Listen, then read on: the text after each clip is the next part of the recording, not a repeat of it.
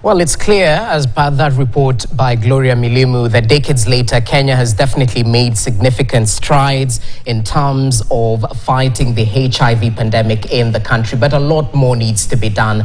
And that's why we're having this discussion right now. We're joined by Dr. Ruth Laibon Masha.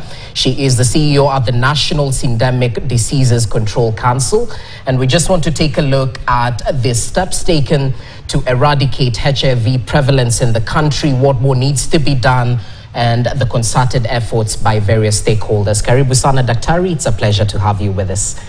Perhaps you can break ice by asking, I saw you had a half marathon that was scheduled today. How did it go? I hope it was successful, perhaps. I think the marathon was very, very successful because we did achieve the objective. The first objective, of course, was to spotlight on men and boys, and also to just have a form of a disruption way of ensuring that Kenyans really take their eyes back on this epidemic that we were hoping that we all want to end it. 1984, first case. We all get to start talking about AIDS. Some of us who were there that those time are scared about the disease. We learn more, but then as time has gone, it seems like we've forgotten something about the disease. It's a virus, and it's a virus that lives in human beings. So the race was very, very interesting because at some point I did the 5 kilometers and I did the 2 kilometers. You actually wanted to give up. You know, and you kept looking behind to see if it's anyone following you, just like the journey you've made of the HIV, because you're just wondering, do I just move ahead or do I just stop and just go back? Yeah. And it's reminded us of the people we've lost along the way. Personally, I went on this journey remembering people like Joe Morioki. How did it look for him when he was the first person who entered the studio and he actually wasn't invited?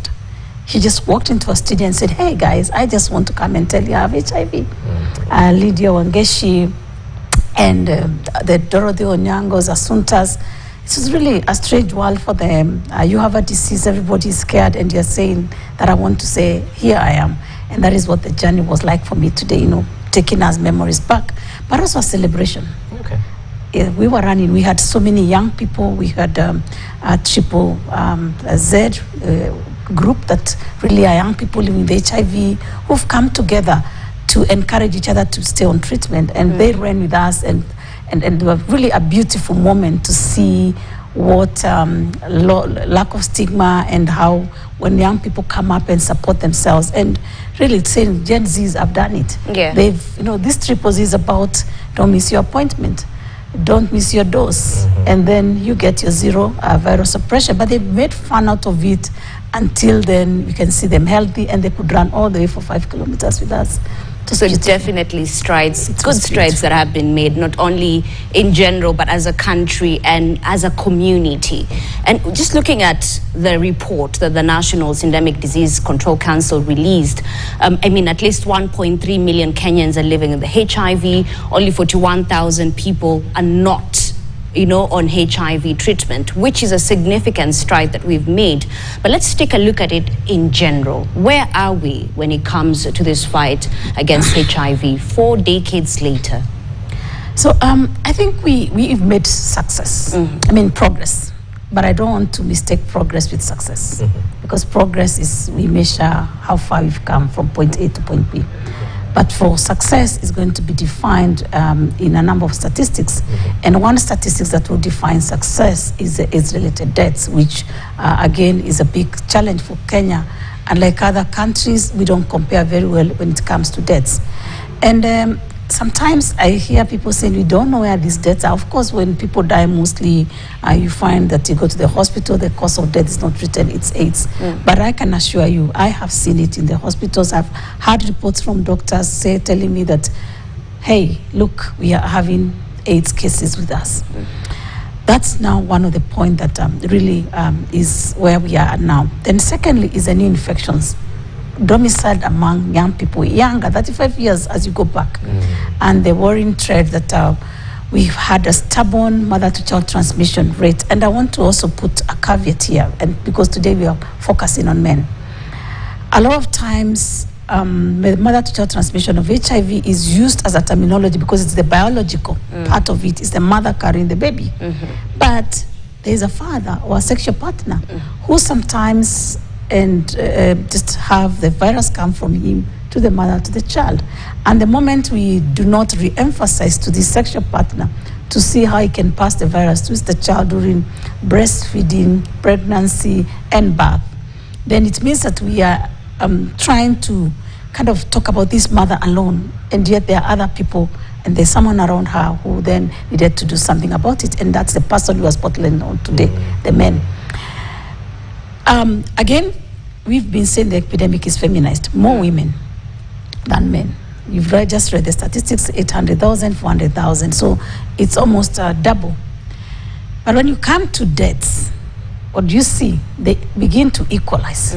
And they're equalizing because these men, first of all, if you look at the number of HIV tests conducted in a year, only 28% will be men and boys. The rest will be all women and girls, because partly of the ANC clinic, where if they come pregnant, they're asked to do the test because of preventing mother-to-child transmission of HIV. But also, the fact that it's really difficult. I was very impressed today to see so many men and boys out there seeking services in the medical camps and really asking ourselves, where are they when we put the normal traditional setup of health facility? We have also to remember about the culture, masculinity. You know, you don't want to keep running to the hospital. I met a young man in Homa Bay who told me that he was feeling so weak about, I think he was about 19 years old. He felt so weak that his body kept having some mild flus, and finally just got the courage to go and get tested.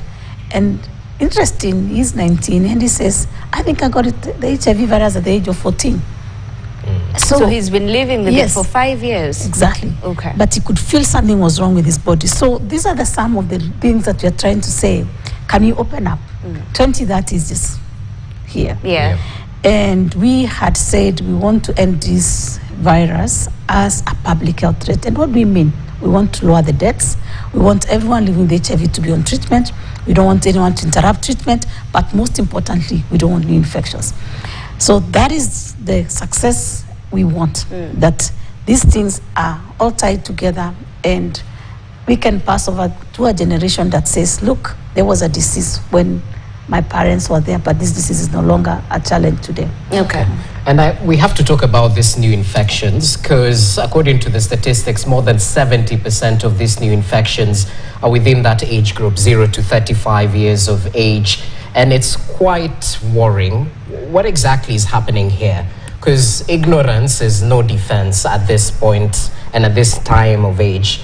What exactly is happening? Is it lack of knowledge? Is it lack of access to medical facilities? What are you posing in terms of these new cases among the young in the country? So we have two categories of young people. Those who are knowledgeable, but they are complacent. They are complacent because we probably have not been communicating to them about the virus. And when we address stigma, sometimes you say, when you get HIV, it's okay, you live a normal life. But I think we need to tell the young people who are negative today that what this disease does to your body.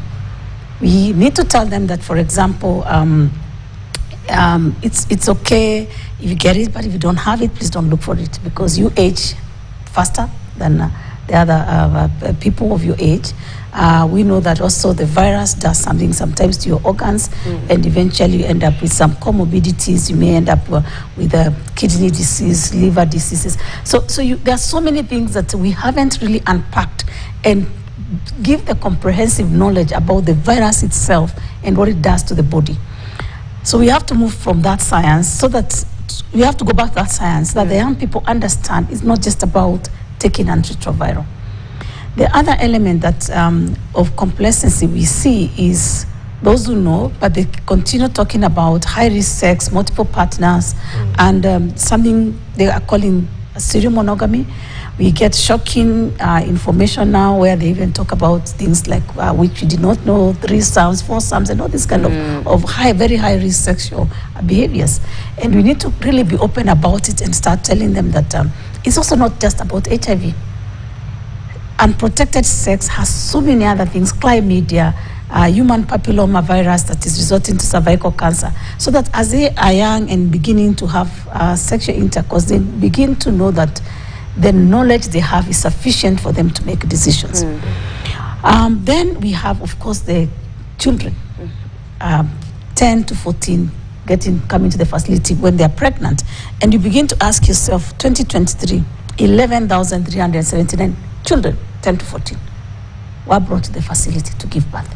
If you look at that, and then you look again at about 241,281 adolescent mothers, 15 to 19, then you add together, you can see how many numbers are those. So it means that our mothers are becoming younger and younger, the so-called mothers, but they're children. And these children, then because they're in a school setting, they delay seeking care. Even being told they're pregnant, even doing a pregnancy test. So by the time they come into the facility, it's also again too late. If they have an infection, it's difficult to prevent the mother-to-child transmission. But also, if they don't get the infection, what happens is that the interruption of school sends this girl to another level. If she's from a poor family, she was worrying about diapers, sanitary towels, now diapers come in, and then sexual intercourse with multiple partners come in, and she tries to fend for herself. We also have another challenge with young people we must also begin to talk about, which is injecting drug practices. The 26,000, more than 26,000 young people, mostly, because mostly are young, and the age is getting younger and younger. In fact, if you look at the statistics now, initially we would get about 18 years and above are the ones injecting. Now the statistics are going back. Heroin drug has now become, we have become a country of destination, meaning we have a market sufficient for heroin to be distributed around Kenya. Before it used to be transit, people are transiting the drugs and then they leave remnants here. But now it is actually a destination, it's a market, it's a warring trade. All right. We just hold that thought. We have so much to talk about. 6 years is a very short period. How exactly will we meet our target? But first, let's just take that short break. We'll be back with more shortly.